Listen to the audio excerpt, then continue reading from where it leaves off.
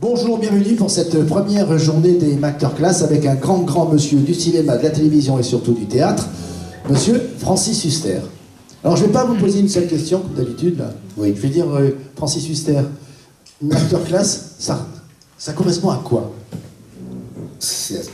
J'espère ce matin que ça va correspondre à ce qui se passait quand j'ai été pendant 30 ans doyen au cours Florent et que je faisais la classe libre, qui était donc un enseignement gratuit qu'on avait créé avec François Florent, où les élèves étaient reçus sur concours. Il y en avait 150, 200, et puis finalement on prenait 10 élèves qui pendant 3 ans, gratuitement, pouvaient suivre les cours. Pourquoi? Parce qu'à cette époque-là, les parents ne pouvaient pas payer ou refusaient de payer évidemment pour leurs enfants, qui continuaient d'ailleurs pour la plupart leurs études au lycée, de payer chaque mois un cours privé. Or on était obligé en cours privé de faire payer pour que ça puisse exister. Et ceux qui étaient reçus au conservatoire, ils étaient simplement 20 par an, 10 filles, 10 garçons. Donc les responsables des théâtres privés, Jean-Laurent Cochet, Jean Périmoni, évidemment René Simon, François Florent, ont créé des cours privés, pas pour gagner de l'argent, pour pouvoir faire en sorte que des jeunes dont les familles ne voulaient absolument pas qu'ils fassent ce métier, que d'ailleurs à cette époque-là, dans les années 70, c'est pas un métier, c'est pas un métier.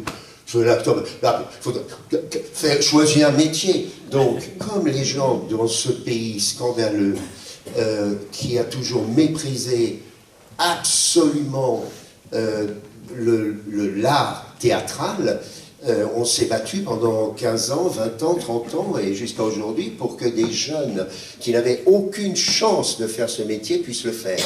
Là, on est réunis tous ensemble, donc c'est comme si vous aviez 18 ans, que vous venez, et moi je suis donc à cette époque-là à la Comédie Française, je joue le soir et je viens à 9h du matin parler pendant 3 heures avec les jeunes.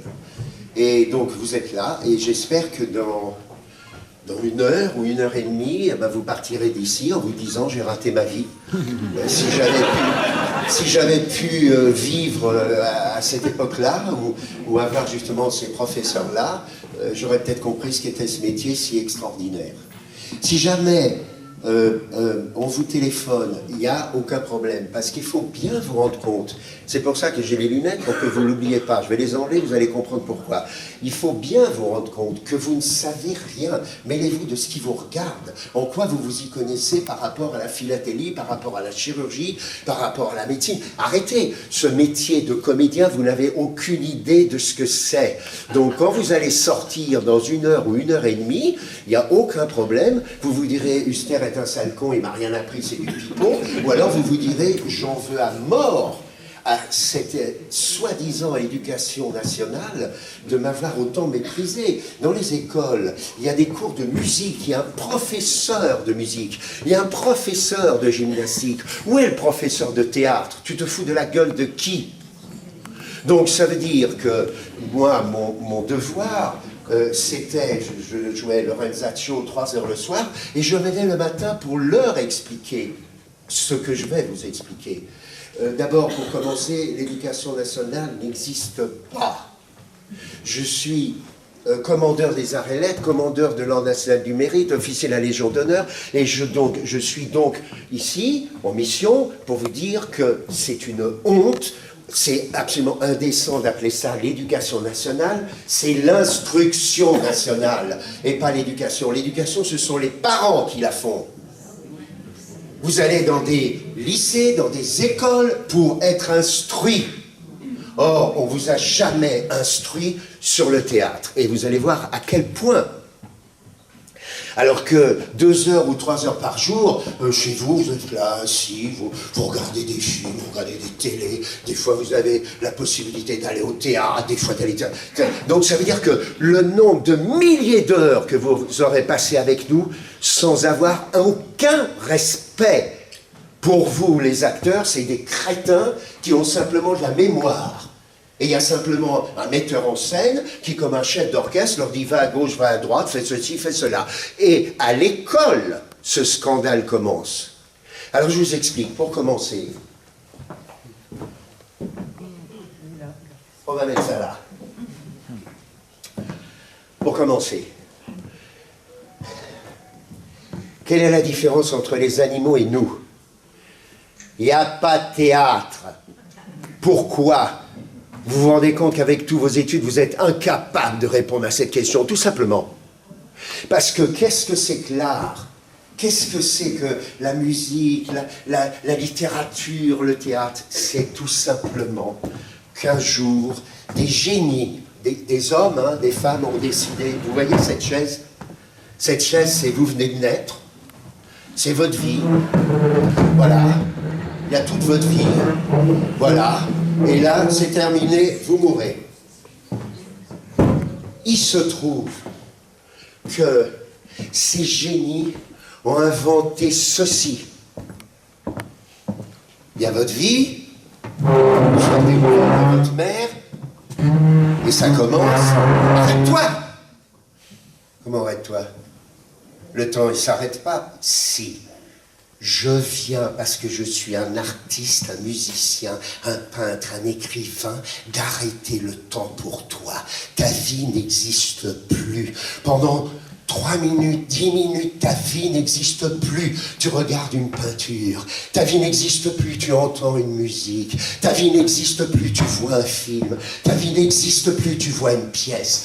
L'art a été inventé pour arrêter le temps. C'est la raison pour laquelle les animaux n'ont jamais pensé à devenir des artistes. Pourquoi les fourmis, elles font la guerre comme nous, par régiment? Pourquoi les abeilles? Pourquoi il y a la paternité, la maternité? Pourquoi ils font attention à leurs enfants? Pourquoi ils montent des maisons dans les arbres pour les oiseaux? Ils font tout comme nous, ils baisent, ils violent, ils tuent, tout. La seule chose qu'ils n'ont pas su faire, c'est arrêter le temps. Et l'avantage d'arrêter le temps, c'est qu'il est arrêté. Bon, toi, tu peux continuer ta vie, alors tu te seras un film, alors tu seras une musique, alors tu seras un livre, alors tu seras c'est tout.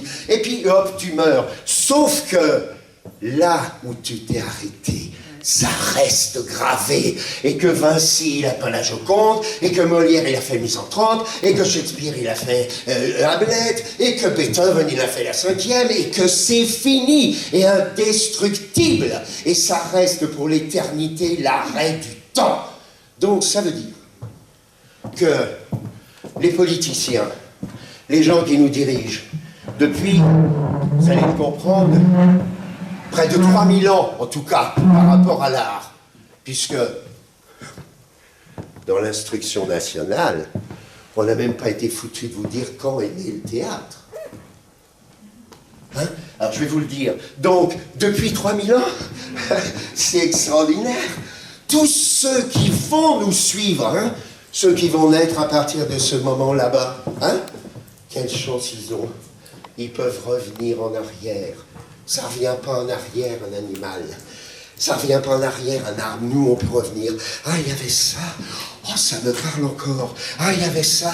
Oh, ça m'émeut encore. Oh, il y avait ça.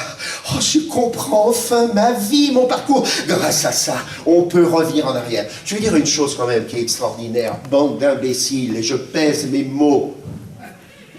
Le lever du soleil et le coucher du soleil, mais tu te fous de la gueule de qui? Le lever du soleil, mais il se lève jamais le soleil, il se couche jamais. Le soleil, c'est un point fixe, il ne bouge pas depuis l'éternité, il ne bouge pas. Et ces imbéciles ont cru bon d'inventer, parce que la Terre tourne dans un seul sens, cette crétine. Elle ne revient pas en arrière, comme les animaux, comme la nature. Mais la nature humaine, elle a arrêté la Terre, et elle revient en arrière. Elle, la nature humaine. Ces imbéciles ont inventé le lever du soleil et le coucher du soleil, alors que c'est la Terre qui tourne. C'est donc un mensonge total. Eh bien, qu'est-ce qu'est l'art? C'est tout simplement ce que les artistes ont inventé et qui ne bougera jamais. Et donc, on va juger de façon totalement différente 2 siècles après une œuvre, 15 siècles après une autre. Une qui était sublime, on la fout à la poubelle, elle n'a aucun intérêt 30 ans après. L'art, c'est notre soleil de la nature humaine. Il ne bougera jamais. Alors, passer sa vie pour que ce soleil, l'art, devienne de plus en plus gros, de plus en plus lumineux, de plus en plus fort, c'est magnifique. C'est pas seulement une passion, c'est un devoir. De laisser pour les autres ce qui leur permettra d'être supérieurs à ce qu'on est, plus humain, plus vrai, plus fort. Alors, j'ai des lunettes tout simplement parce que en moins 564, 564, 564, tu te rappelleras toute ta vie, il y avait donc en Grèce un type qui s'appelait Thespis. Des fois d'ailleurs on peut l'appeler Thespus, mais en fait c'est Thespis, T-H-E-S-P-I-S. C'est le premier à l'intérieur d'une œuvre musicale à avoir fait de la narration. C'est pour ça qu'on dit le chariot de Thespis continue, il continue encore ce chariot et pour l'éternité, on va donc pouvoir sur une scène, avant c'était devant les églises, c'était etc. On va donc pouvoir, nous, les êtres humains, narrer. Mais c'est pas un acteur Thespis, c'est un déclamateur. Pendant des siècles, avec les Grecs, avec les Romains, il y a des œuvres qui sont écrites. Et les acteurs, ils ont des masques comme ça, mais c'est pas des acteurs, c'est pas des interprètes. Ils déclament. Ils hurlent. Il n'y a pas de micro. Et tout d'un coup, miracle, au XVIIe siècle, il va y avoir en France trois artistes, Corneille, Racine et Molière. 2 au XVIIIe, Marivaux et Beaumarchais. 2 au XIXe, Hugo et Musset. Non mais vous voyez, il n'y a même pas les 10 doigts de la main en 300 ans. Eux qui vont être copiés par des centaines d'autres qui ne leur arrivent même pas à la cheville. Eux vont révolutionner en France, chez nous, l'art théâtral.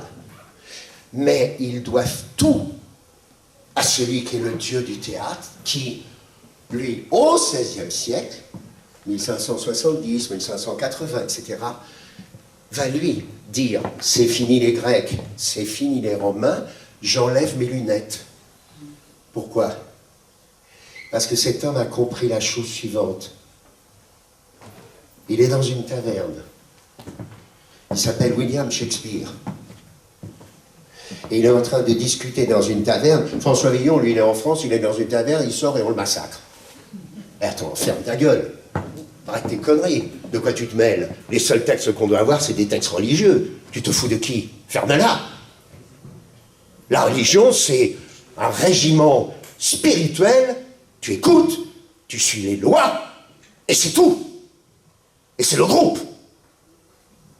Ce Shakespeare, il fait partie des petits Anglais qui, devant les auberges, rameutent. Hey, come on, hey, quickly, mouse! There's a beginning! Come on, quickly! Il est dehors l'auberge parce qu'à l'intérieur des auberges, ils ont compris, les aubergistes, que s'il y en a qui sont là à faire les déclamateurs, ça fait marrer les gens, ils sont là, il y a un saint tout d'un coup qui sort, il y a tout d'un coup 2 qui se cassent la gueule parce qu'ils sont pas d'accord et tout. Voilà, c'est ça ce qu'est le théâtre. C'est pas avec un théâtre construit et tout, c'est comme ça en Angleterre. Et ce jeune qui est là, qui fait l'ouvreur, tout d'un coup il est en train de discuter avec un véritable auteur, qui s'appelle Ben Jonson, qui a écrit une pièce qui s'appelle Volpone. Et bien évidemment, on est en Angleterre, on n'est pas en France. Les lois religieuses, va te faire foutre. Sont des marins. Et dans leur navire, en dehors de l'Angleterre ou à l'intérieur de l'île, ils font ce qu'ils veulent. Il se trouve qu'avec Ben Jonson, en discutant, il est là, Shakespeare est comme je suis là, et l'autre lui parle, et il dit, oh, je te parle, tu te fous de ma gueule. Ça dit? Quoi, je me fous de ta gueule? Bah, tu peux me regarder, excuse-moi, qu'est-ce que t'as dit? Attends. Mais je t'écoute avec mes oreilles, pas avec mes yeux. Tu me parles, je t'écoute, qu'est-ce que tu m'emmerdes à savoir? Attends. Donc ça veut dire que j'ai beau parler, tu sais pas si je mens ou si je dis vrai, tu sais pas vraiment ce que je ressens. Donc, mes yeux que tu as besoin de voir, ce sont les fenêtres de l'âme. Mesdames, messieurs, vous n'êtes rien. Sans cet homme et cette découverte, vous n'êtes rien que des animaux. Des imitateurs, comme les oiseaux qui s'imitent.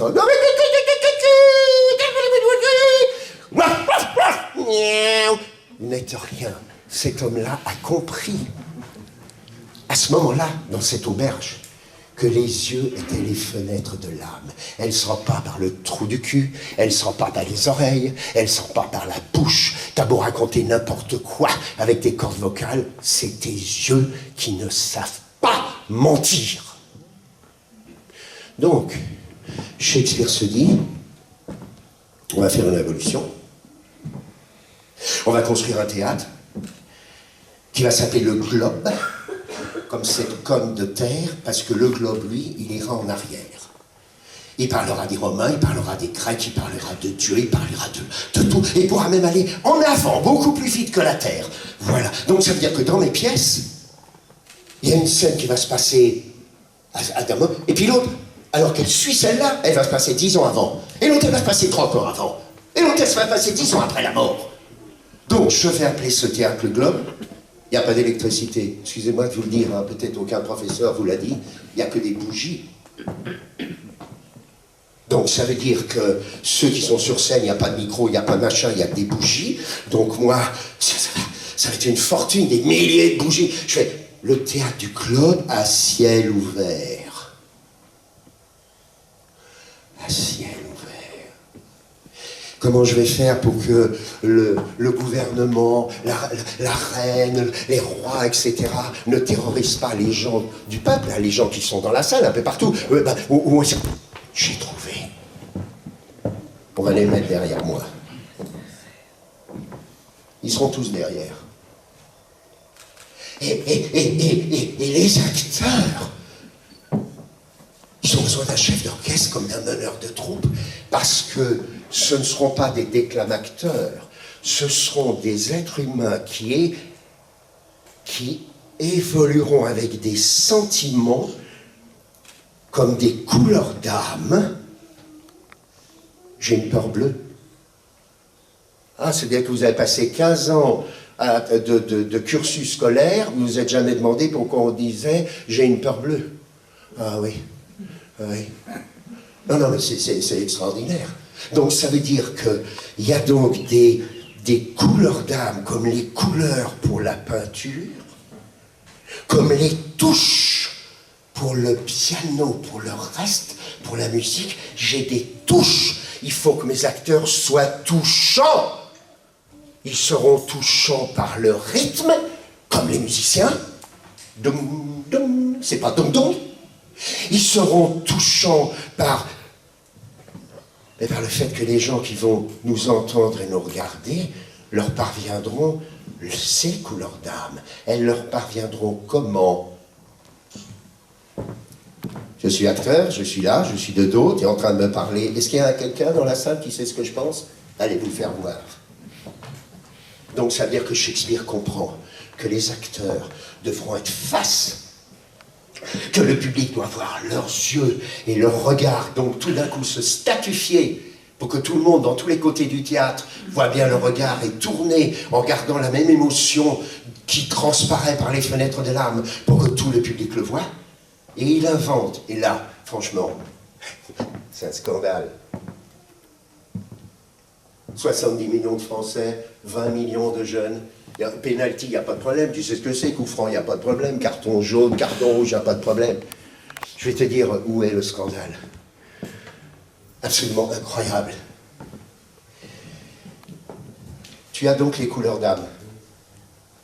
Donc, un acteur devient un peintre en sentiment. Il ne va pas mettre tout d'un coup le bleu, la peur, alors que ce n'est pas la peur bleue. De quoi tu parles? Eh bien, je vais te dire de quoi je parle. Souviens-toi de ça toute votre vie.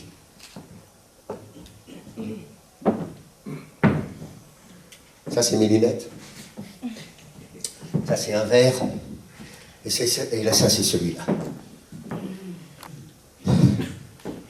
Alors, j'ai la joie, la science de vous dire que nous n'avons que 3 arbres de sentiments dans la vie, comme les animaux. Nous n'avons que 3 sentiments qui prennent racine dans notre tête par rapport à ce que reçoit notre cerveau, dans notre corps par rapport à ce que reçoit notre corps, le froid, le brûlant, 3 arbres. On ne vous a même pas parlé de ces 3 arbres. Alors il y a un peu de respect pour les musiciens qui ont appris qu'il y a do, ré, mi, fa, sol, la, si, do, pour les peintres qui ont écrit qu'il y avait... Excuse-moi, j'ai pas entendu. Ah, il n'y a que 3 couleurs. Ah, il n'y a que 3 couleurs, bleu, jaune, rouge. Ah bon, mais comment ça se fait qu'il y a 500 couleurs différentes? Bleu indigo, c'est pas bleu outre-mer. De quoi on parle là? Rouge carmin, c'est pas rouge vermillon. Ah bon, alors ça veut dire que tu peux mélanger les 3 seules couleurs pour un peintre, tu peux mélanger les... Do, ré, mi, fa, sol, la, si, do. 7 notes et tu vas faire des milliers de partitions. Tu te fous de qui pour le théâtre? Il n'y a que 3 couleurs d'âme, qui sont les mêmes que pour les animaux. Vous ne les savez même pas. Après la scolarité, après toute votre vie, après des milliers d'heures d'expérience, personne ne vous en a jamais parlé. Alors je vais vous dire, c'est très, très simple. La première couleur d'âme, notre premier arbre, c'est la peur. T'as peur. T'as peur dans plein de sortes. T'as peur de te tromper, t'as peur de faire mal, t'as peur d'avoir mal, t'as peur de ce qui peut arriver, t'as peur de ce que... T'as peur. C'est le premier arbre. Mais, excusez-moi, à cet arbre, il y a des branches. Les feuilles, c'est tes réactions, ce que tu fais. Un coup de poing dans l'autre, c'est un mot que tu dis de travers, c'est toi qui fous le camp, c'est toi qui pleures, il n'y a aucun problème. C'est quoi l'arbre de la peur? Tu joues Rodrigue, monte sur scène. Comment? Bah vas-y, fais le... Non, fais Hamlet, allez, fais le monologue d'Hamlet. Monsieur le professeur, excusez-moi, vous êtes un con, un trou du cul, vous n'y connaissez rien. Ça n'a jamais existé, le monologue d'Hamlet. Quoi? Ça n'a jamais été. Vous, bande de Français prétentieux et orgueilleux, vous n'avez jamais, même pas appris, tout professeur que vous êtes, que la différence entre dialogue, monologue et ce qu'est justement Hamlet là. Alors je vous l'explique parce que Shakespeare l'a expliqué. Quand on est 2, on dialogue. Blablabla, blablabla, blablabla. On est 3, on dialogue. Blablabla, blablabla. On est 5, on dialogue. Blablabla, blablabla. Il n'y a aucun problème. Je dialogue là, à la télé, à Nouna, Pro, etc. Il n'y a aucun problème. Quand on est seul, ça s'appelle un monologue. Mais attends. Les one-man shows, le reste, ça veut dire que tu n'as personne en face de toi, mais si, espèce de crétin, t'as le public. Voilà, on m'a volé mon argent. Où est-il? Où se cache-t-il? C'est à vous qu'il parle. Alors ça s'appelle un monologue. Hier j'étais dans un bar en Bruxelles et il y a un mec, il est là, il est au bar et oh, il prend sa énième. Allez, resserre-moi. Non, t'as trop bu. Resserre-moi, je te dis. Allô? C'est le barman, hein? Oui. Qui ça? Vous êtes monsieur De Bruyne? Oui, je vous le passe. Allô? Oh non. Oh non. Oh non. Oh non. Oh non. Oh non. Oh non. Qu'est-ce qu'il y a? Mon père est mort. Ramène-moi une. Dring. Allô? Oui? Vous êtes toujours monsieur De Bruyne? Oui, je vous le passe. Allô? Oh non. Oh non. Oh non. Oh non. Mais qu'est-ce qu'il y a? C'est mon frère. Son père est mort aussi. Donc, ça veut dire que le monologue, c'est s'adresser à vous. Or, quand il y a les stances du Cid, il est en Espagne. Il est tout seul, vous n'êtes pas là. Il ne sait pas qu'il est dans un théâtre. C'est pas du tout un monologue. Son père d'Ondienne vient de partir et lui dire tu vas tuer le père de ta fiancée, Chimène. Il dit mais qu'est-ce que je peux faire? Percer jusqu'au fond du cœur d'une atteinte imprévue. aussi bien que mortel. Misérable vengeur d'une juste querelle. Et malheureux objet d'une injuste rigueur, je demeure immobile. Et mon âme, abattue, cède au coup qui me tue. Il se parle à lui-même. Comment ça s'appelle? Et quand Hamlet monte sur scène dans le chef-d'œuvre de toute l'humanité, pourquoi? Parce que Hamlet est le seul, imaginez un pays d'aujourd'hui sous dictature religieuse entendant ça, c'est le seul Hamlet à dire Dieu n'existe pas. Être ou ne pas être, c'est la question. Mourir, dormir, une autre vie peut-être, non. Il prend la décision de régler maintenant sur Terre les horreurs, le courage de Shakespeare. Alors c'est quoi quand tu as l'acteur qui parle à lui-même? Ben, madame, vous n'aurez pas tout perdu. Ça s'appelle un soliloque. S-O-L-I-L-O-Q-U-E. Il n'y a pas un livre scolaire français qui vous parle du soliloque d'Hamlet. Pas un. Ni du soliloque de Rodrigue. On appelle ça l'estance poétique du... On sait pas, c'est pas d'estance. On est où là? Ça c'est la forme. Mais le fond, c'est un soliloque. Il a décidé de réfléchir et de se parler à lui-même. Quand vous êtes dans un édifice religieux, quel qu'il soit, chrétien, musulman, bouddhiste, juif, il n'y a pas de problème. Fermez-la. Vous n'allez pas dire, excusez-moi, mais moi je pense que fermez-la. Or, le théâtre a justement, grâce à Shakespeare, pu créer le moment où vous ne la fermez plus. Parce que l'idée géniale de Shakespeare, ah, j'en ai marre de toi! Ça vous choque! Vous recevez ça dans la poitrine! C'est vous qui jouez, pas moi! Moi, j'interprète. Les acteurs sont là pour que vous receviez et que vous interprétez. Vous allez voir un film avec Eastwood, avec Cooper, avec Whale, avec Brad Pitt, vous sortez, excuse-moi, je suis le héros.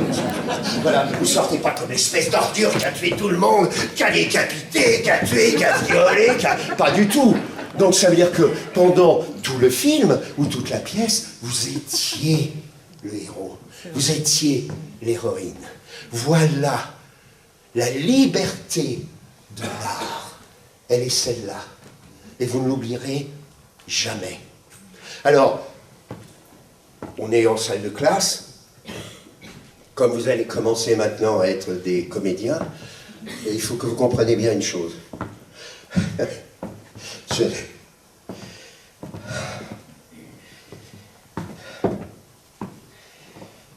Et j'ai absolument aucun remords de la façon dont je vais vous parler.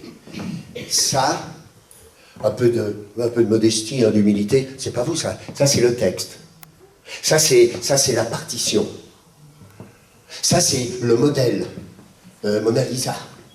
Alors, la partition musicale, le pianiste arrive. C'est une partition, hein. Je vous parlerai de la mémoire, juste après, puisqu'on a été incapable de vous dire ce qu'est la mémoire de votre vie, hein. Ça, c'est la partition. Vous êtes au concert, là, vous avez payé pour me voir interpréter une partition. Ben non, c'est pas une partition à laquelle vous assistez. C'est un concert. C'est-à-dire que le pianiste, il touche pas les notes. Sentimentalement, il parvient à elle. Dans l'émotion et la couleur d'âme. Le chef d'orchestre n'est pas là pour lui sortir cette émotion, cette couleur d'âme. Il est là pour constater que c'est le bon rythme, le bon phrasé avec les pédales, le bon silence qui peut justement vous faire parvenir cette couleur d'âme jusqu'au plus profond de vous. Quel respect. Mona Lisa, elle est là. Vinci est là. Il mélange ses couleurs, il est là, il la regarde. Qu'est-ce qu'il peint? Un modèle? Un modèle, quoi? Il peint un tableau, ça s'appelle.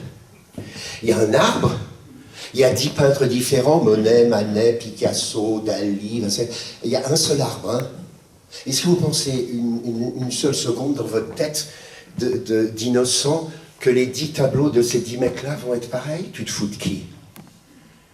Alors quand vous avez des professeurs qui vous, parce qu'ils ont été si mal éduqués eux-mêmes, hein, c'est pas de leur faute, quand vous avez des professeurs qui ont l'air de vous dire que Mona Lisa ou l'arbre, c'est la pièce, elle est le misanthrope, allez, c'est Alceste. L'arbre, Alceste, il est là. Il y a 10 comédiens là qui vont jouer sur l'Alceste. Alors les professeurs et les grands théoriciens absolument aveugles et sourds et prétentieux qui osent parler de ce métier alors qu'ils ne sont pas comédiens, ils vont vous dire, dans votre scolarité, hein, alors voilà le personnage d'Alceste, tu comprends, c'est ça, le personnage d'Alceste, tu comprends, alors il dit ça parce qu'il pense ça, alors il fait ça, et le personnage de Philinte, et d'ailleurs, tu vois bien quand dans le texte, c'est marqué dramatis personae, c'est des personnages, mais parfait, très bien. Quel rapport ça a, ta salle de musculation, ou la salle où tu apprends la peinture ou la musique, avec ce qui se passe sur scène?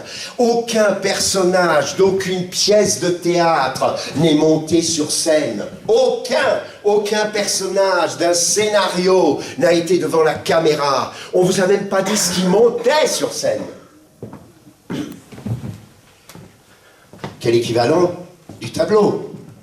Quel est l'équivalent du concerto? Ça s'appelle le concerto, une symphonie. Ça s'appelle la partition numéro 5 de Beethoven. Alors voilà. Et bien alors, si je vous pose la question, on est au juste nom, hein, pas au juste prix.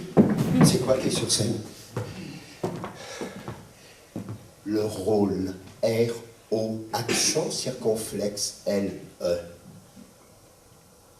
Le rôle. Quand les professeurs au lycée vous font une tête comme ça, tellement c'est gonflant, tellement c'est emmerdant, je le répète, hein, c'est pas de leur faute, tellement les petits classiques sont à foutre à la poubelle s'ils n'ont pas le courage de dire ceci ne concerne que la pièce écrite et les personnages. Ça n'a rien à voir avec la présentation. Comment on peut avoir le culot de dire qu'on a appris à ses élèves le bourgeois gentilhomme sans les amener au théâtre pour voir le rôle et la pièce? Alors on vous a appris France-Allemagne sans vous amener au terrain? Mais vous foutez de qui? Pourquoi ça s'appelle rôle? R-O, accent circonflexe, L-E, tout simplement. Parce que, après tout le parcours de Shakespeare en Angleterre, il y a en France, donc, Corneille, qui est avocat, donc ça veut dire qu'il est vraiment lettré, il sait écrire, voilà, il connaît tout. Il y a Racine qui est en train de pisser dans son lit, et puis il y a Molière, qui s'appelle pas Molière, hein, c'est très important, qui s'appelle Jean-Baptiste Poquelin, et qui, lui, est en train, dans son école, le collège de Clermont, payé, bien évidemment, par son père. Pourquoi? Parce que son père a la charge de tapissier du roi, donc ça veut dire que son fils va forcément aller à la cour et suivre le roi, je vais vous dire pourquoi. Donc il est forcément obligé d'apprendre, et puis il va devenir avocat, Jean-Baptiste Poquelin. Tout d'un coup, il va devenir amoureux d'une fille qui est une des comédiennes de cette époque-là, une des déclamatrices, puisque, attendez, c'est le gouvernement religieux et politique français qui a donc le théâtre du Marais, et puis l'hôtel de Bourgogne, et puis qui a accepté par combine avec Richelieu, qui est tout près des Italiens, qui est une petite salle pour les Italiens. Donc ça veut dire que ce jeune Jean-Baptiste Poquelin, tombant amoureux de cette actrice, il va avoir une liaison avec elle, et finalement il va être embarqué par elle, et il va comprendre, puisqu'il a l'argent que lui donne son père en disant c'est fini, fous le camp, je ne veux plus jamais te voir, et ben il va prendre un théâtre, il ira même en prison parce qu'il n'a pas assez d'argent pour payer les bougies, et là, dans ce théâtre, il va tout d'un coup se dire, lettré comme il est, les déclamateurs que j'ai vus, il le dit en noir sur blanc, hein, dans l'Improntu de Versailles, dans tous les textes, hein, ça a été la haine totale entre lui et les autres. Les déclamateurs et le reste, les brailleurs, c'est pas du tout ça qu'il faut. Il faut donc, comme Shakespeare, des acteurs, des actrices qui actent, mais qui actent quoi? C'est quoi leur cuirasse? C'est quoi leur... C'est drôle. Je viens de trouver. Ce sera des rôles. J'enlève le D de drame. Et ce seront des rôles. Et il vient d'inventer le mot des rôles. Donc tous les acteurs qui monteront avec lui vont tellement révolutionner l'art théâtral que contrairement aux autres qui hurlent, qui déclament, je vais vous montrer comment, eux, ils vont rentrer dans l'âme du public. Alors que l'âme du public, il n'est jamais, rien ne lui est parvenu des autres. Et cet homme hein, va révolutionner en acteur, et c'est pour ça qu'il prend le nom d'acteur, non pas de Poquelin, mais de Molière, comme Charlot pour Charlie Chaplin. Il va révolutionner tellement que sur scène, ces acteurs joueront naturels. Ce sera une catastrophe, hein. Il fera des faillites, des échecs absolument incroyables, jusqu'au moment où le roi va le prendre sous sa main et que plus personne n'osera dire quoi que ce soit contre la troupe du roi. Mais tout le monde le déteste, tout le monde déteste cette façon d'interpréter. On dit rien parce que c'est la troupe du roi, ils vont jouer naturel. Tout d'un coup, ils vont prendre des temps. Ils vont faire ce que Shakespeare, dans Hamlet, demande aux comédiens, quand Hamlet rencontre les comédiens. Les gens vont être bouleversés, et c'est comme ça qu'il invente sur scène la crédibilité que des gens aussi nuls que vous, incultes, non mais on est au 17e, vous n'avez pas étudié, vous êtes debout là dans la salle, je vais vous expliquer qui vous êtes rien, vous êtes le peuple, fermez-la. Et il va faire en sorte que ce qu'on entend sur scène, c'est vous, c'est votre façon de parler. C'est votre façon de réagir. Vous allez voir sur scène qui se passe dans votre vie, avec des rôles qui seront... Toi, je vais te mettre sur scène. Toi, la servante, je te mets sur scène. Toi, l'escroc, je te mets sur scène.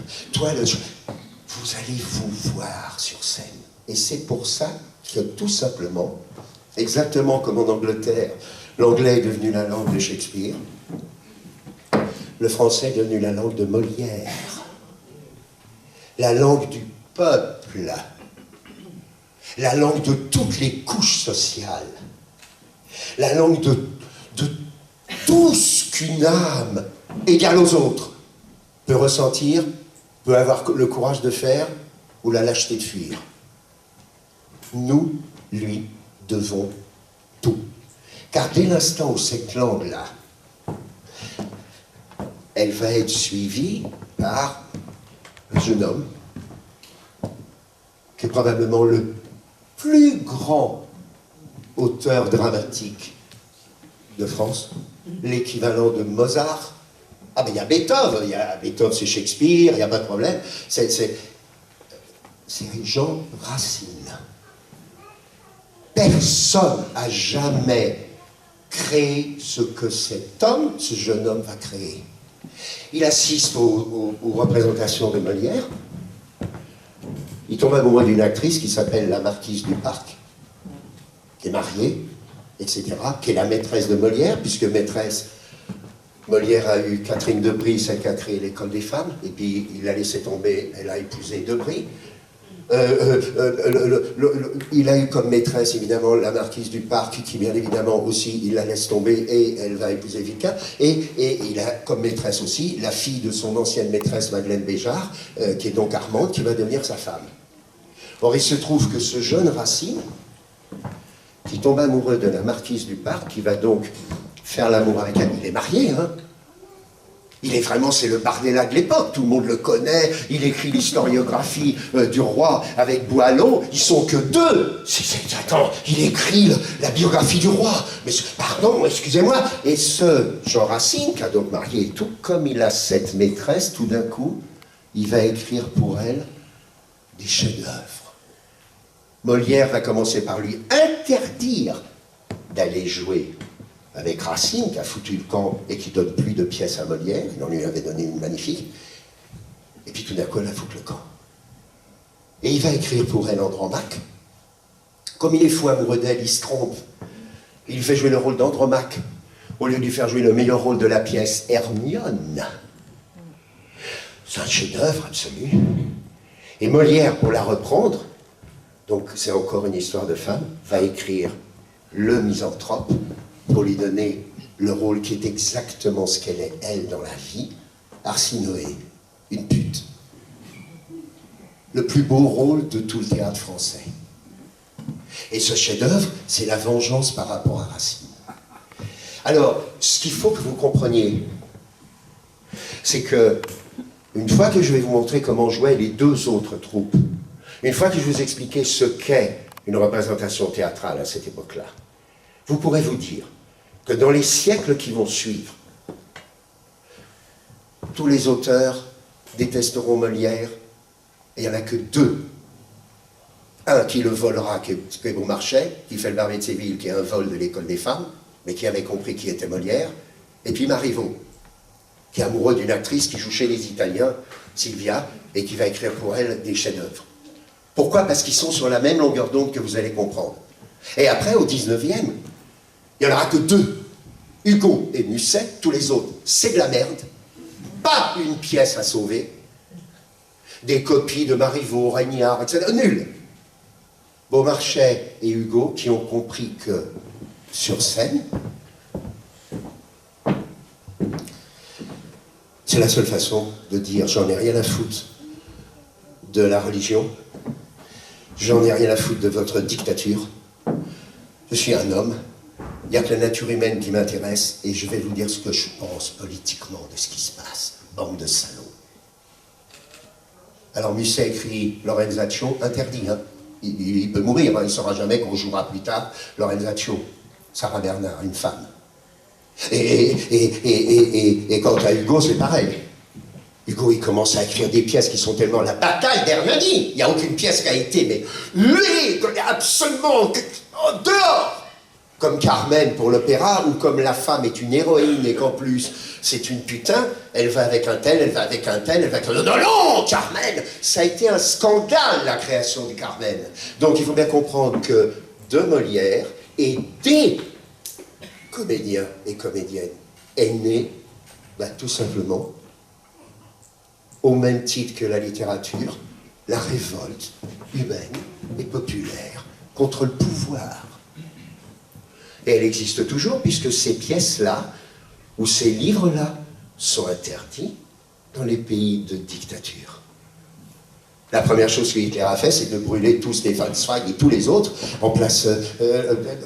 voilà, terminé, hop, au revoir.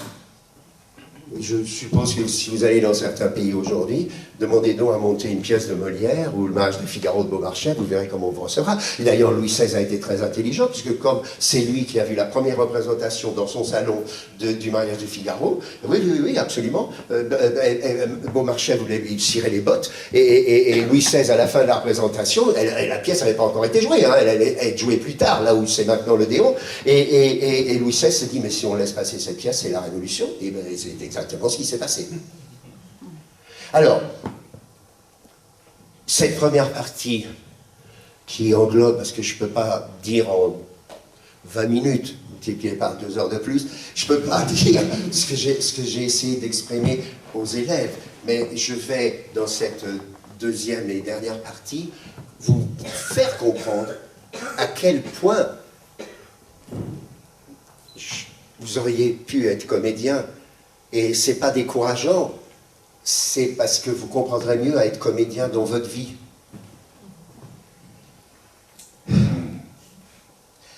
Bon, pour commencer, je répète ce que je disais tout à l'heure avec Patrick et puis les amis à l'hôtel.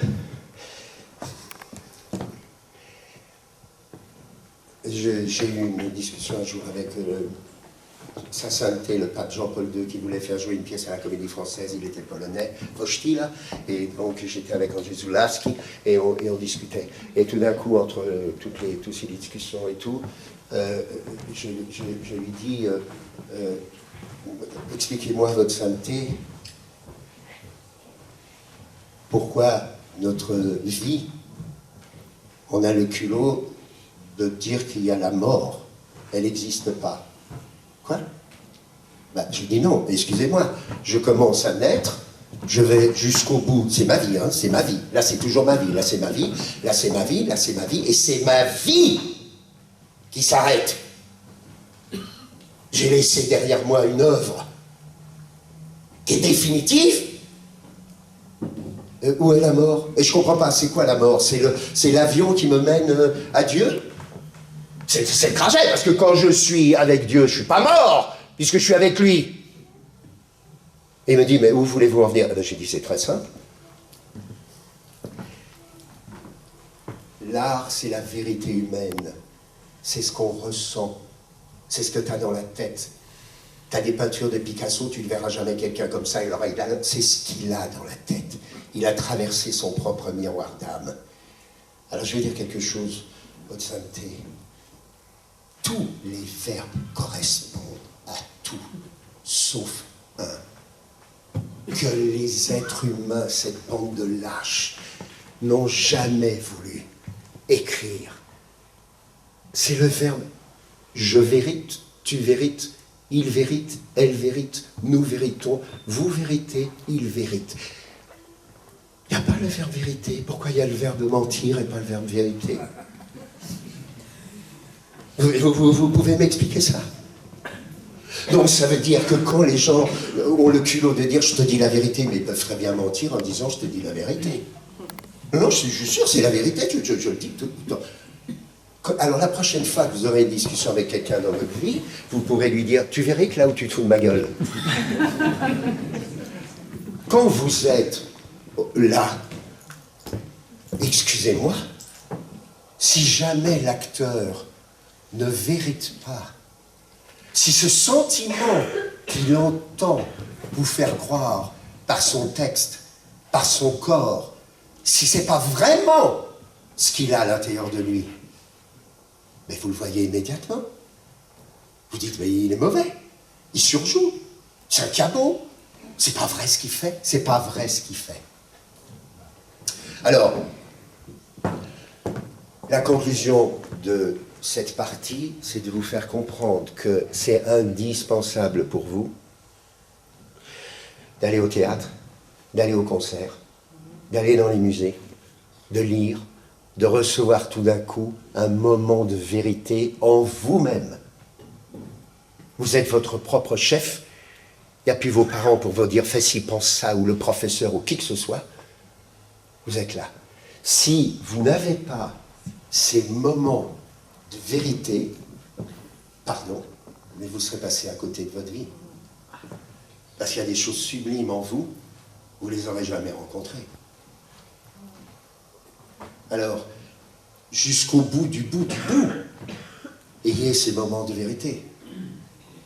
Je vais vous montrer comment, dans 10 minutes, comment ces tordus, sous influence politique et religieuse, n'ont jamais eu ces moments de vérité quand ils ont joué pendant ces 300 ans. Et ça s'est continué jusqu'au début du XXe siècle, où sont arrivés 2 acteurs, Sarah Bernard, actrice à la Comédie Française, qui a foutu le camp, elle n'en pouvait plus, comment il jouait, et Lucien Guitry, qui a toujours refusé d'y aller, et qui, tous les deux, ont fait un couple, et qui se sont mis à jouer, en vérité. Charlie Chaplin et les autres, Stanislavski, ils sont venus les voir. Tchekhov, ils étaient sidérés. Tchekhov allait voir Lucien Guitry.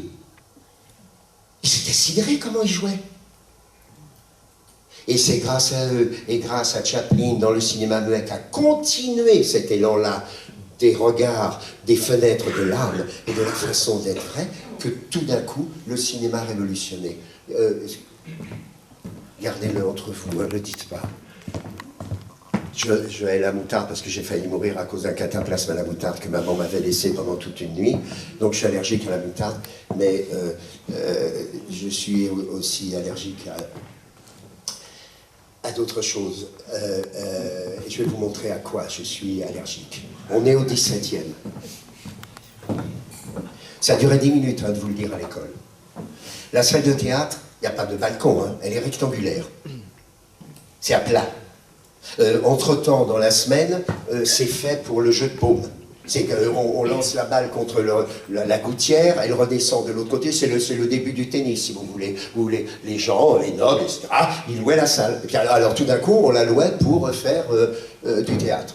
Là, il n'y a pas de fauteuil. Vous êtes debout. Tout le long, là, ici, il y a une trentaine de gendarmes. De chaque côté. Pourquoi? Parce que le peuple qui est là et qui ne paye pas vraiment très peu, et là, complètement les uns serrés contre les autres, c'est à peu près cette grandeur-là derrière la salle. Il y en a dedans qui font caca parce qu'ils ne vont pas déranger tout le monde pour sortir, il y en a d'autres qui vomissent, ils font ça, il y en a d'autres ils essayent de piquer la bourse qu'il y a celui devant, il y en a qui se castagnent ou qui pour retrouver l'autre, dis donc tu te rappelles que tu devais... Voilà, c'est le bordel total. Donc il y a les gendarmes, et sur le côté, et c'est pour ça qu'on les appelle... Ah, vous ne voulez pas expliquer? Ah pardon, excusez-moi. On vous a expliqué ce qu'est ace, coup droit, revers. Voilà, alors là, on a mis là les nobles qui sont assis, on les a logés là. C'est pour ça que ça s'appelle des loges. Donc, les nobles sont là, et ils sont de profil, et ils ne regardent pas la scène. Vous avez entendu? Ils ne regardent pas la scène, ils ne font jamais ça. Vous allez comprendre pourquoi. Alors, dans la salle, ben évidemment, c'est des murs, hein, c'est pas des fenêtres. Dehors, ça pue la merde. Pourquoi? Ben parce qu'on vient à cheval, que ce soit en carrosse ou à cheval. C'est pour ça qu'on dit, je te dis merde. Plus il y a de merde dehors, plus la salle est bourrée. Donc, les nobles arrivent en dernière position, ils sont là de profil, et qu'est-ce qui se passe à ce moment-là? On ferme la salle, il n'y a plus de lumière, et on lève les lustres de la salle. Est-ce que vous vous rendez compte que vous savez qu'une mi-temps de football, c'est 45 minutes, vous savez même pas combien dure une bougie au XVIIe siècle. Vous n'avez jamais compris pourquoi il y a 5 actes à une pièce classique française. Pourquoi? Tout simplement parce que les bougies durent 20 minutes, c'est tout. Donc ça veut dire qu'on allume la rampe de bougies, il y en a à peu près 80 qui vont durer 20 minutes. On a monté les lustres où il y a à peu près 220, parce qu'il y a 6 lustres qui ont été allumés, qui sont montés. La pièce va commencer. On est dans un pouvoir politique et religieux, donc on va faire les 9 coups. Ta ta ta ta ta ta ta ta ta. On ne vous l'a pas dit pourquoi? Au nom du Père, du Fils et du Saint-Esprit. La pièce commence. Comme elle ne dure que 20 minutes, et celle-là aussi, on n'a que 20 minutes pour jouer chaque acte. Et c'est pour ça qu'après les 20 minutes de chaque acte, on passe 20 minutes, tout le monde sort, hein, pisser, cacater, foutre le camp, revenir, quelqu'un prend ta place, peu importe. On a 20 minutes pour remettre les bougies. Donc, entre le premier acte et le deuxième, et le temps qui s'est passé, c'est pour ça que dans toutes les œuvres françaises, on raconte au début du deuxième acte ce qui s'est passé entre le premier acte et le deuxième. Aucune pièce se suit. D'accord. Et alors les acteurs? Ah ben les acteurs, c'est des déclamateurs, c'est-à-dire par exemple, Britannicus, quand Racine pique sa crise et va donner Britannicus à une autre troupe, comme le Cid a été donné par Corneille au Marais, voilà exactement comment on joue. Les rôles n'existent pas, donc vous venez comme vous êtes. Moi, là, vous voyez, je suis Jules César. Mais il n'avait pas un costume. Ferme ta gueule, je viens comme je suis dans la vie. Je viens déclamer, m'emmerde pas. Ça veut dire que les filles qui jouent les valets, les servantes, elles ont leurs bijoux. Elles ont leurs perruques. Elles n'ont rien d'aspect d'une servante. Donc, elles sont là dans les loges à boire de l'eau chaude, à tout d'un coup râler parce qu'elles ont oublié cette bague, que lui a donné le noble là-bas et qu'il voit qu'elle n'a pas la bague. Ah là là, bon, allons-y. Ils viennent sur scène, il n'y a pas de metteur en scène, il y a des chiffres. 3, 1, au centre, 2. Tu ne regardes pas ton partenaire, tu échanges rien, ça n'existe pas, les fenêtres d'armes, c'est pas... Les yeux, tu peux jouer fermés, moi je joue les yeux fermés. C'est de là que devient l'expression. Donc ça veut dire qu'il ne se tourne pas, tu parles pendant toute la tragédie. Seigneur, dans cet aveu, et tu n'as que la nuque de l'autre. Rien ne se passe. Et les nobles qui sont là, ils ne font rien d'autre que d'écouter. Qu'est-ce que tu veux qu'ils regardent? Le mec en perruque qui joue, Jules César, il est en perruque, il est en moustache, il a son autre chose, il a sa petite épée, il a ses talons. C'est de là. Le Conservatoire national d'art dramatique s'appellera jusqu'en 1999 et 2024 le Conservatoire national d'art dramatique et de déclamation. Vous le croyez, ça? Alors voilà comment il jouait. Création de Britannicus Néron. Donc je suis en costume du 17e. Je n'ai pas le droit de regarder par terre, parce que les bougies me... Je dois lever toujours la tête. Avec mon mollet, je cherche le fauteuil pour être sûr de m'asseoir dedans. Je tiens mon épée comme ça, Néron, une épée, hein. Je m'assieds, et voilà ce que ça donne. La création, hein.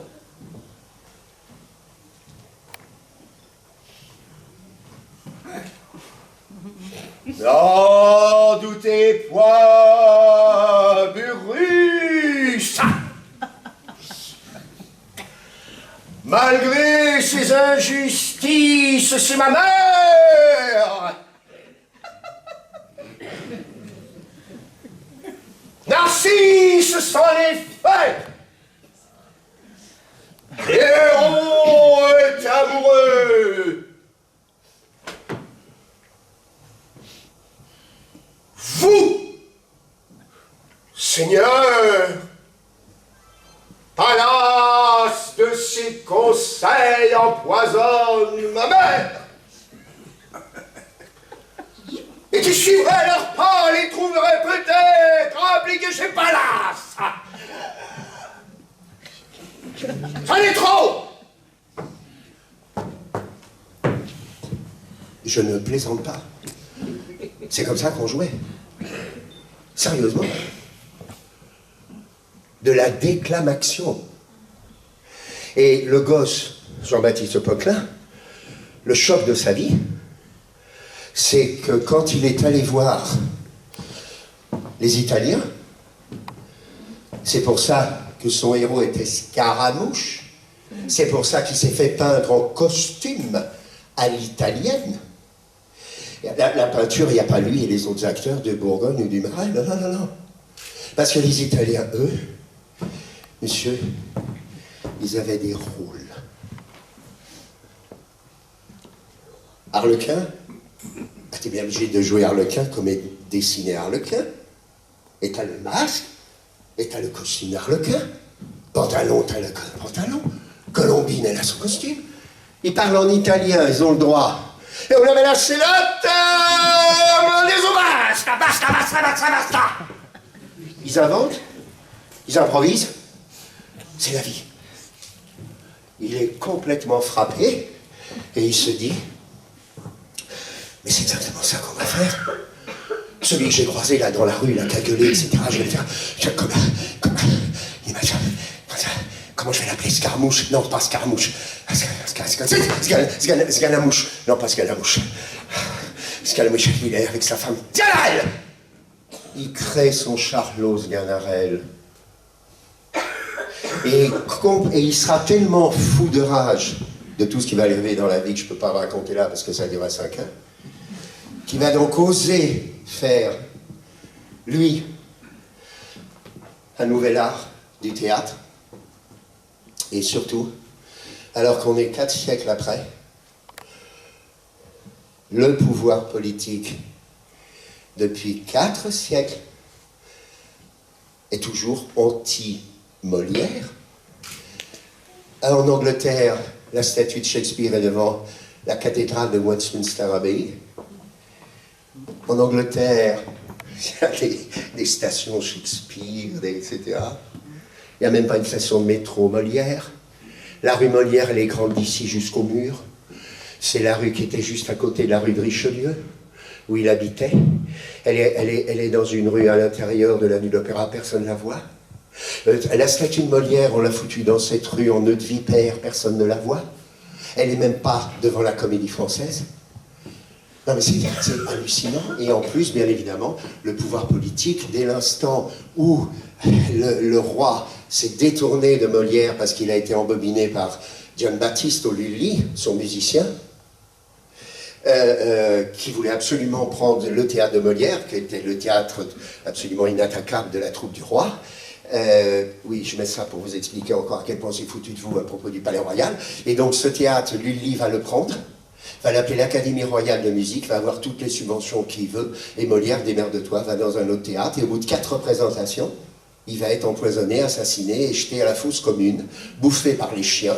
On va vous mentir en vous faisant croire, des années après, que, allez, on va mettre son cercueil au Père-Lachaise. On a mis le cercueil au Père-Lachaise tout simplement parce que pour pas créer vraiment une chose odieuse, on l'a mis avec La Fontaine, parce qu'au moins tu viens prier pour Molière, tu sais pas que tu primes pour le cercueil de La Fontaine qui est juste à côté, dans sa tombe, mais là il n'y a pas Molière.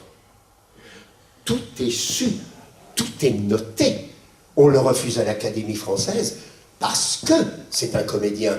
Comment se fait-il que dans toutes les œuvres dont on vous a parlé depuis que vous êtes haut comme ça, il n'y a aucun autre exemple d'une œuvre qui s'appelle, monsieur, le théâtre de Molière, comme on dit, un film de Charlot, un nouvel Astérix, un nouveau Tintin, c'est le théâtre de Molière. Ça veut dire que c'est le théâtre du comédien. C'est pas le théâtre de l'être humain Jean-Baptiste Polquin qui écrivait et qui, sous le nom de Molière, faisait le rôle. Je finis. On vous a dit à l'école, et tous les comédiens disent toujours « Je veux mourir comme Molière, en scène. » Pauvre crétin. Eh ben non. Je vais vous expliquer pourquoi. À la 4e représentation du Misanthrope, il est assassiné. La preuve. Son pire ennemi était le prince de Conti, le frère de Condé. Le pire ennemi du roi, à un moment, la révolution contre Louis XIV, puis finalement Louis XIV intelligemment le ramène à lui. Mais le prince de Conti, qui est mort jeune d'ailleurs, il avait pris la troupe de Molière, quand Molière a été complètement ruiné, été en prison et tout, et qu'il est parti en province. Et le prince de Conti a donc, voilà, la troupe, vous serez la troupe du prince de Conti, parce que Molière, étant avocat, lui faisait tous les trucs de justice et de trucs très bien. Et puis comme ça, Molière se balade avec sa troupe. Ce prince de Conti a la vérole. Il va donc décider, jeune, il va donc décider finalement de foutre à la porte ses comédiens, plus rien à foutre, de la troupe, et de rentrer dans une des mafias religieuses, la Compagnie du Saint-Sacrement, dans laquelle il y a des gens, Saint-Vincent-de-Paul extraordinaires, mais il y a à l'intérieur aussi des ordures et des traîtres. Ils veulent la peau de Molière. On a des textes signés d'hommes d'église demandant la peau de Molière, mais vraiment. Et donc ce Molière, finalement, tant qu'il était avec le roi, il était protégé. Dès l'instant où c'est fini, au bout de 4 représentations, au début du Malade imaginaire, Argan, le personnage qu'il interprète, qui est toujours le même, hein, Argan, A-R-G-A-N, ça sort de Sganarelle. Donc ce Argan, il est là, à la première scène, monsieur Turgon, et puis il prend les médicaments, et il boit, et c'est du poison. Il va tenir tout, il vomit, il vomit, il fait toute la pièce. Les gens dans la salle, ils croient que ça fait partie de la pièce, c'est le malade imaginaire. À la fin de la pièce, eh ben, on le ramène chez lui. Et c'est chez lui qu'il n'est plus Molière, il est plus Charlot, il est Jean-Baptiste Poquelin, il est Charles Spencer Chaplin, il est chez lui, rue de Richelieu, et là, chez lui, il va mourir. Il est chrétien, baptisé, tout, foi de Dieu. Il a perdu un fils, comme Kennedy, son enfant, son petit garçon très jeune et tout. Il a toujours respecté la chrétienté. Il n'a jamais parlé de Dieu dans ses pièces. Tous les autres, oui. Et donc, ce Jean-Baptiste Poquelin, et ben voilà, il y aura les obsèques. Il n'y aura aucune obsèque, parce que ce qu'on vous a jamais dit, c'est que jusqu'à la Révolution française, les comédiens, on les jette à la fosse commune. Donc ça veut dire, vous imaginez aujourd'hui qu'on va jeter à la fosse commune Vincent Lindon, Dujardin, Delon, on a rajouté Belmondo, il n'y a aucun problème, ils les jettent à la fosse commune. Parce que être comédien, c'est justement se permettre d'avoir une autre parole que celle de Dieu ou que celle du pouvoir. La seule possibilité que tu puisses échapper à la fosse commune où tu es bouffé par les chiens, hein, sérieusement, la seule possibilité, c'est que tu dises avant de mourir, Je regrette, non, mon métier de comédien, je le renie. Non, je renie. Ah, bravo, mon fils, on vous enterre. Ah, bravo, ma fille. Or, il se trouve ce que personne ne vous a jamais dit. C'est que, bien évidemment, quand Molière est sur scène, c'est la vérité, malheureuse, mais très délicate et incompréhensible, de dire qu'il est mort sur scène. Puisqu'on ne le reverra jamais plus, ce personnage qui est devenu un rôle Molière. Chaplin est mort, lui en Suisse, mais Charlot est mort dans Le Dictateur, on ne l'a jamais plus revu. C'est ça qu'on entend par Molière est mort en scène. Poquelin, lui, qui est là dans son lit, comme il refuse de renier sa profession, on va le prendre, on va faire croire qu'on va l'enterrer, on sort avec le cercueil, il y a tous ceux qui sont là et qui sont envoyés par l'archevêque de Paris pour dire c'est hors de question d'enterrer cette saloperie. On passe quand même au travers, on arrive à l'église Saint-Eustache, on a le nom des deux prêtres, l'enfant et le chat, LECHAT, puis l'enfant et le NFANT. Et non, on est en pleine nuit, hein, parce que l'archevêque de Paris a dit qu'il faut faire les obsèques en pleine nuit. Alors non, c'est à l'annexe. Alors on refait encore 300 mètres, on se retrouve dans un terrain vague. Il y a une tombe qui est creusée, interdiction par l'archevêque de Paris de faire une prière, de faire un signe de croix et de dire quoi que ce soit. On met le cercueil à l'intérieur, on recouvre de terre, et tout le monde s'en va au flambeau, sauf le chat et l'enfant. Ils font ressortir la tombe, ils la crèvent, et ils jettent le corps qui est bouffé par les chiens à la fosse commune. C'est fini, plus de traces de Jean-Baptiste Poquelin, plus de traces de Molière et son œuvre Terminado. On a longtemps cherché, pendant des années, la preuve que c'était un assassinat. Moi, j'ai été un de ceux qui a dénoncé, donc, sur fait précis et preuve, qu'il a été jeté à la fosse commune et que c'est du bidon, quand on a voulu faire la réconciliation, que, bien évidemment, l'Académie française a pris le bus de Molière en disant « et nous manquions un savoir, il manquait à la nôtre », oui, tu parles, et en fait, on a donc inventé une fausse biographie de Molière, de Grimaret, qu'on a donnée pendant 400 ans à tous les élèves dans les écoles. Or, il se trouve que, le répéter à personne, la preuve que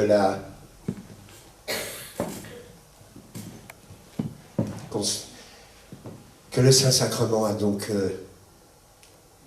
fait assassiner Molière, c'est tout simplement, tenez-vous bien, que le prince de Conti est décédé le 21 février, quelques années avant, et qu'on a décidé de tuer Molière le 21 février.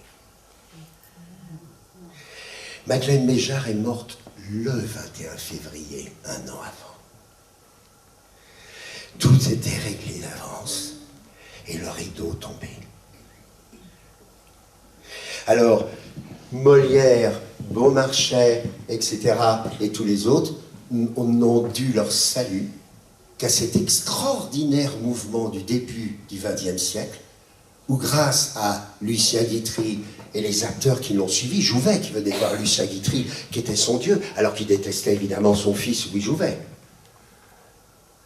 Il se trouve que les acteurs de l'autre monde se sont dit, bah effectivement, Lucien Guitry a raison, il faut mettre un vrai poulet, il faut pleurer vraiment, il faut crier vraiment, il faut tout faire vrai, comme le voulait Molière. Et toute l'interprétation de Molière et de ses pièces a été bouleversée. Sauf que, c'est le café après tout le repas qu'on vient de faire, sauf qu'ils ont tout simplement oublié une chose, c'est que tous les metteurs en scène depuis 1673, il est mort à 51 ans, qu'on ne raconte pas qu'on est vieux ou malade. Hein. Fontenay, il a vécu 100 ans. Hein. Et Louis XIV jusqu'en 1715. Arrêtez les conneries. C'est tout simplement qu'on était tués, qu'on était empoisonnés, ou qu'on n'avait pas de quoi se soigner. Mais pas que toi, physiquement, tu allais mal. Donc ça veut dire que la chose extraordinaire, c'est que tout d'un coup, grâce aux troupes de théâtre, grâce à l'horreur du XXe siècle, on a décidé que l'œuvre de Molière serait toujours montée par des hommes, des metteurs en scène. La seule femme qu'il y avait, c'était par exemple Ariane Mouchkine, parce que c'était la fille du producteur, Alexandre Mouchkine, qui était absolument génial. Mais une femme metteur en scène, mais il n'y avait pas... Sarah Bernard, elle avait foutu le camp du français. Or, comme les metteurs en scène de Molière étaient des hommes, ils se sont complètement plantés. Ils ont cru que les héros des pièces de Molière étaient les hommes. Or, le génie de Molière, rappelez-vous-en, c'est que tous les héros de ces pièces, sans exception, sont des ordures. Il a eu le génie de faire le contraire de ce que Corneille, Racine et les autres faisaient. Il a pris des ordures, et je vais vous en donner la preuve, comme héros des pièces, de façon à ce que face à cette ordure, le peuple, les femmes réagissent. Arnolphe est une ordure qui s'appelle Monsieur de la Souche en province, où il va, où il a enfermé depuis qu'elle est enfant une jeune enfant pour devenir sa geisha. Elle est maintenant une femme. C'est Marilyn Monroe, c'est Swift, et elle est là, et il vient pour la baiser dans le week-end, sous un faux nom, Monsieur de la Souche. C'est une ordure, Arnolphe. Elle sera sauvée parce que, bien évidemment, il y a un jeune il y a un Pierre Ninet qui vient pour la sauver, la Horace, il veut l'emmener, la kidnapper, sauf que Arnolphe la prend, il sort, lui, capuchonné la nuit comme s'il était... Parce que, excusez-moi, il a 46 ans. Et la Comédie Française s'est permis de faire jouer Molière, comme la plupart des metteurs en scène, par un mec de 70 ans. Il ne bande pas un mec de 70 ans. Il ne va pas se taper tous les week-ends cette fille sublime. S'il a 40 ans, 42 ans d'ailleurs. Il le dit à la première scène, j'ai 42 ans, je viens. Et comme il a pris la place de Horace, il a pu sauter parce qu'il a 42 ans au-dessus du mur, il la prend, elle croit que c'est Horace, et tout d'un coup il enlève sa capuche et il lui dit, mais t'es complètement stupide, pourquoi tu ne vis pas avec moi? J'ai tout, j'ai de l'argent, j'ai tout, tu seras heureuse, qu'est-ce que tu vas foutre avec ce jeune? Et elle lui répond la plus belle phrase de tout son répertoire. C'est pas le petit chat est mort. Rappelez-vous de cette phrase toute votre vie, jusqu'au bout de votre vie, vous la direz à la personne qui est en face de vous. C'est écrit, hein? Vous n'aviez qu'à vous faire aimer. C'est un génie. Alors, Arnolphe est une ordure, Don Juan est une sale ordure, il tue les maris, il prend leurs femmes, il les baise, il les épouse, il les jette, il passe à une autre. Je suis sérieux. Harpagon, une sale ordure, un avare, ce salaud, non seulement il a caché sa cassette, il file rien à son fils qui en bave et à tout le monde, mais en plus, il fait kidnapper par une rabatteuse la fiancée de son fils pour la prendre avec lui comme union, pour que les vieux qui ont du fric puissent épouser les jeunes. C'est une sale ordure. Georges Dandin, un trou du cul. Il est en province, il est paysan, il est sympathique. Seulement ce mec, il a enfermé sa femme. Il est hors de question qu'elle aille s'amuser. Il est hors de question qu'elle voie qui que ce soit. Tout est comme ça. Le malade imaginaire, Argan, salopard de mec. Alors ce mec, il a une fille. Ce mec, il est complètement Woody Allen, il sait, je suis malade, ou comme était Robert, je suis malade, et voilà, et les médecins lui donnent. Et alors, pour avoir les médicaments à moindre fric, monsieur Bourgon, monsieur Biron, oui, alors, je vous donne ma fille à votre fils, cette espèce de con, Thomas Diaphorus, qui est un trou du cul, il va lui donner sa fille, cette ordure, et tous les héros de Molière. Il n'y en a pas un qui sauve le coup. Tous. Tartuffe. C'est pas la peine que je m'étende sur cette ordure de Tartuffe. Quant à Orgon, l'autre personnage, homme de la... Mais c'est un salopard. C'est-à-dire que ce mec, il est veuf. Sa première femme est morte. Il a épousé une fille qu'à l'âge de sa fille, à lui. 20 ans et 20 ans. Il n'y a aucun problème. C'est vrai que mon histoire d'amour avec... oui, c'est pas toi, pour moi. Et donc, le mec il est là, et il a décidé que cet escroc, de Tartuffe, il va lui donner sa fille. Tous les ordures. Il n'y en a pas un qui sauve les autres. Et le génie de Molière, c'est que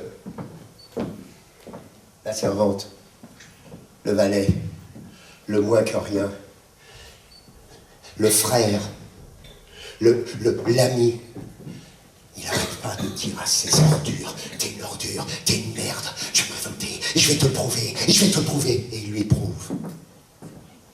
Voilà ce qu'a fait Molière.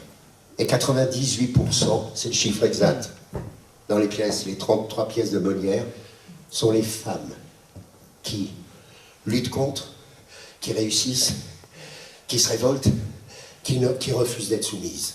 Voilà ce qu'est Molière. Dieu merci, comme maintenant c'est la religion du Molière tout, eh ben, je pense que les femmes metteurs en scène vont complètement révolutionner cet auteur. Et c'est pour ça que la modernité de Molière, elle va mais submerger tout dans les années à venir. C'est l'auteur qui a défendu les femmes et les jeunes. Aucun autre. Aucun autre, hein. Roderick, ferme ta gueule. Reste, ferme ta gueule. Non, non, non, non. Aucun. Oui, Blas, ferme-la. Non, non. Alors, respect pour Molière. Et puis, respect pour vous qui avez suivi. Oh la vache. Dis donc, j'ai été plus que débutant.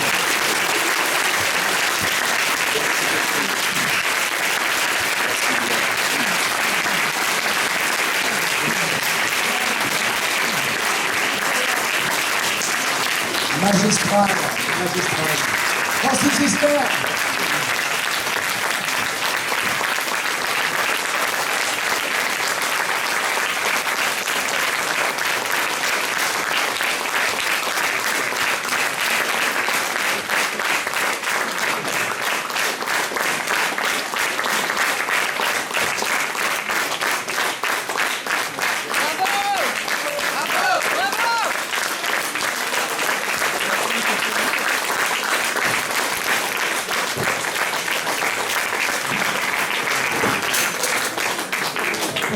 C'est pas grave, c'est le soleil.